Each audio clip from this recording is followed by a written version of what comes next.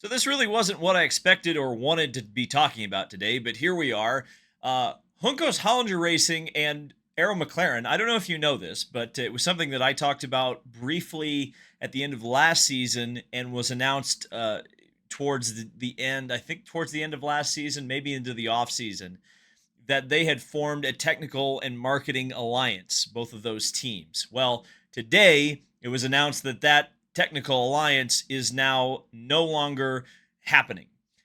Juncos Hollinger Racing and Arrow McLaren are no longer working together in any capacity. And if you haven't been paying attention to the social media platform formerly known as Twitter, you might not know what's going on. So in this video, I'll try to explain this situation as best I can, because it's not the first time something like this has happened in recent months, but it's certainly the one that's had the most repercussions. And I'll also kind of give my take on online hate and what the heck are we actually even talking about in IndyCar anymore. So first, let's take a look at the incident that incited all of this drama. So this is Teo Pourchaire making a very overly optimistic move on Agustín Canapino and several other drivers at the Detroit Grand Prix. Now, this was this incident I was specifically thinking of when I mentioned in the video that you could drop a freaking atomic bomb on the race cars and you could make stupid moves and get away with it, right?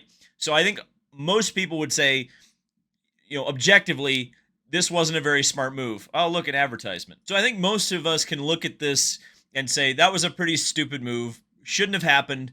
Rookie mistake, though, for sure. Rookie mistake by Teo Pourchaire. Now, maybe it wasn't a mistake in the sense that the car survived it because you can, again, drop an atomic bomb on the Dallara chassis at this point, especially at low speeds, and nothing's going to happen to it. But the Agustín Canapino fans, one of the several drivers that he hit in this incident, got very upset, and they've gotten upset before, and when they do, it gets ugly on social media very fast. So when this happened, Juncos Hollinger Racing and Arrow McLaren put out a joint statement together, and it read this: "The past 24 hours have unfortunately provided our teams with a stark reminder about the necessity for respect and civility in our online interactions. Social media allows us to engage with our fans around the world, but it is important that when we interact with each other, we do so in a respectful and safe environment. We will not tolerate any form of abuse or discrimination, and those participating in such actions are not welcome in our online community and will be blocked. The NTT IndyCar Series delivers dynamic action on the racetrack and incredible access for fans, but we must remember that behind the wheel, the pit wall, or the monitor, we are all human beings. It is vital that we collectively maintain a safe and welcoming community for all involved." So this is Juncos Hollinger and Arrow McLaren putting out this statement. Well, then Teo Pourchaire responded to this and went into a little more detail, and you'll see some of the replies, and we'll get to that, why those replies are important. Teo says, I'm sad I've received so much hate and death threats over the last 24 hours for such a small incident in the Detroit Grand Prix. I hope people can all understand that we are humans. We can make mistakes, but it is not normal to abuse people online. Please be kind to each other. To which McLaren CEO Zach Brown responded, "It is sad and pathetic. Teo, keep doing what you're doing, champ." And you'll notice the reply directly under Zach is Callum Ilott. "Head up, mate. Only makes you stronger." And he speaks from experience because a very similar thing happened to him throughout last year, starting at Long Beach, where Agustín Canapino and Callum Ilott got into each other while Agustín was leading the race. Big strategical error on the Juncos Hollinger part to have that situation happen in the first place, but it happened. Wasn't Callum's fault, but the Argentinian fans did not see it the same way.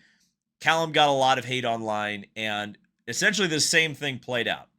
And Juncos Hollinger got a lot of criticism in the media for not quickly responding to the hate that Callum Ilott was receiving online. So this time it looked like they had responded quickly, and it was they were doing everything that I suppose you can with people, acting out behind screens to at least respond and accept the situation that was going on. Well, then this tweet came out from one of the South American commentators for IndyCar, and this said Callum Pourchaire, which in the most charitable interpretation is that Essentially, he's pointing out that it is the same situation over and over again with Callum and Teo Pourchaire receiving hate online for running into Agustín Canapino.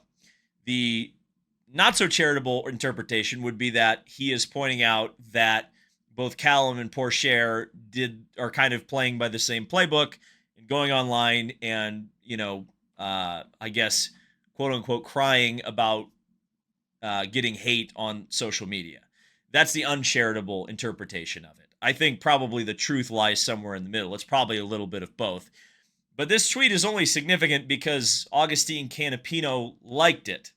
And I think that has kind of unraveled this entire relationship.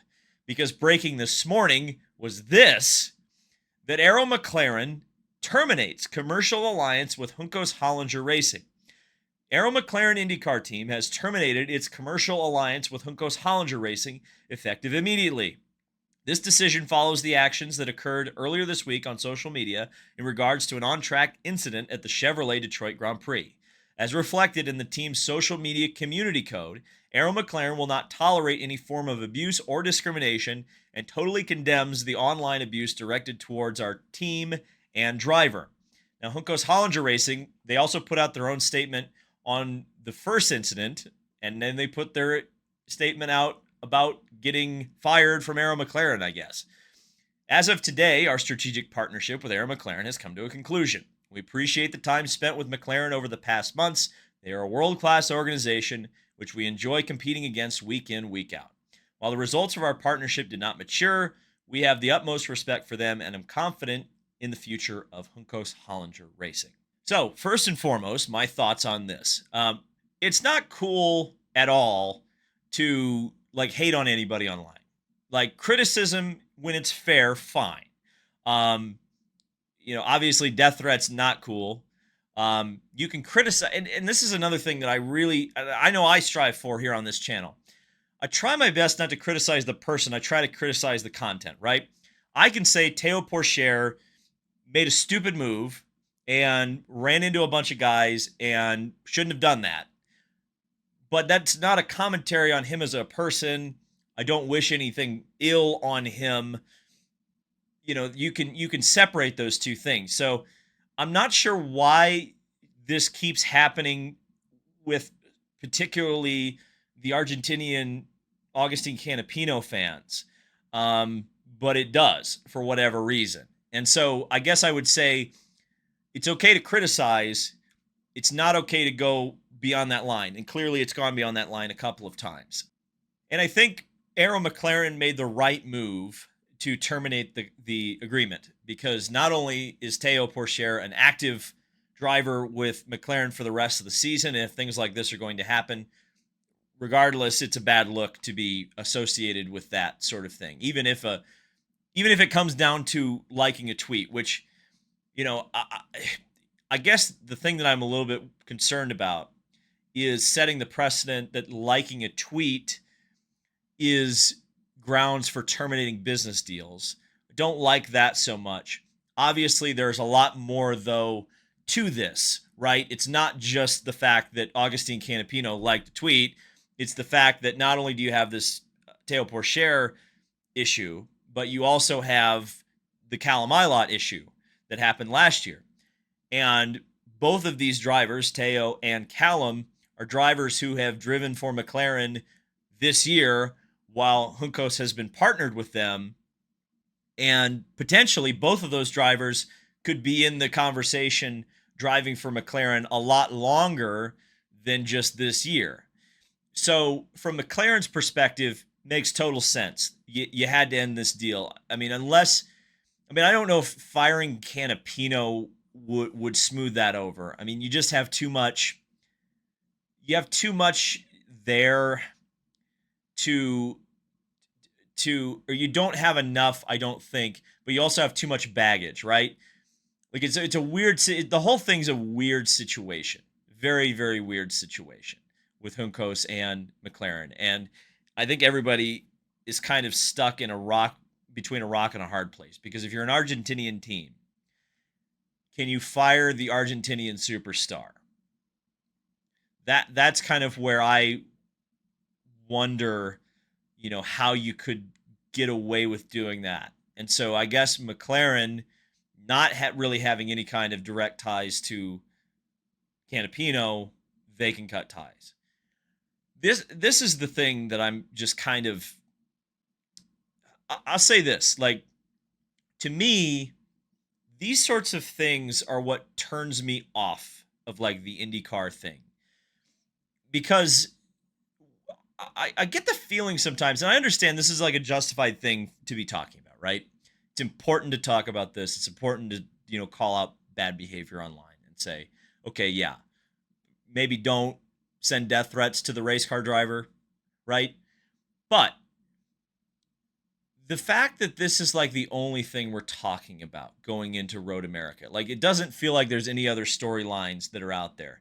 I guess we're talking about Fox Sports, and I guess we're talking about who could be in the 66 Meyer Shank racing car going forward.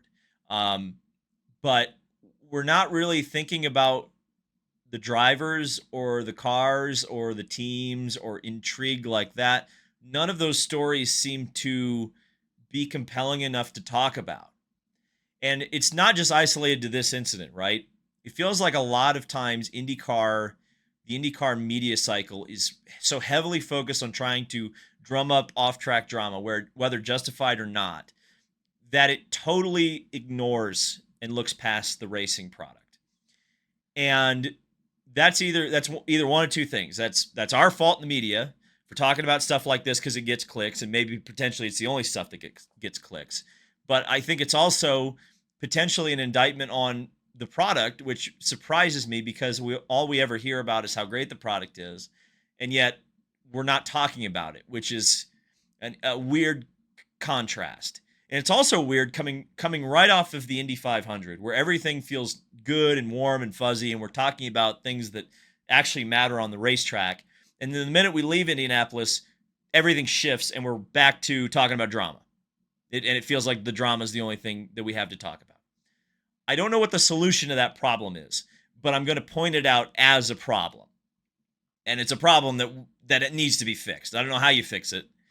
I mean, I'm open to suggestions, but yeah, it doesn't lend itself to making me compelled to get excited about like the future of like the rest of the season, right?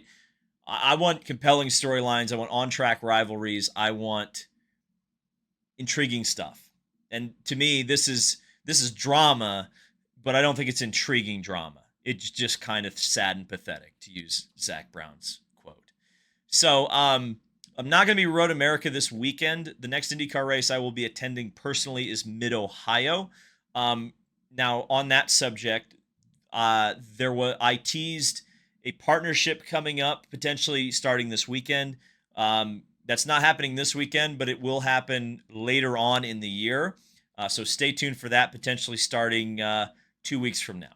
So stay tuned on that one. But the good news is, if you're a member of the DL 500 Club, or if you are going to be a member of the DL 500 Club, I'm going to be streaming during the race for you members. So if you haven't signed up, maybe do so. I think it'll be a fun time.